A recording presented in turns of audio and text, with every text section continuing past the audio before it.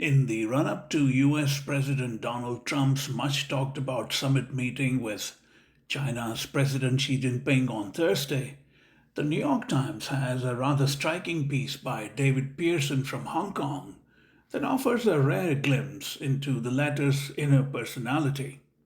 Now in his third term, Xi, as Pierson notes, generally remains one of the most opaque figures in global politics. Inscrutable is the word that does come to my mind. However, the story offers an unusual view of the man when it says that he carries himself like, and I quote now, one of China's ancient philosopher kings whose duties included applying Confucian values to governance and statecraft, unquote.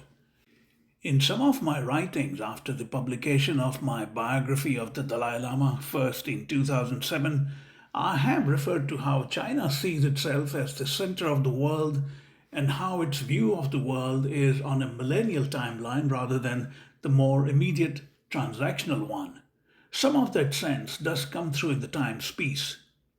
It is also important to bear in mind something that I often tell my friends, that when a Chinese leader, particularly Xi, engages with world leaders, he does so with the acute awareness, and even as a custodian of its multi-millennia old civilization, they are driven by deeper and more long-term philosophical underpinnings.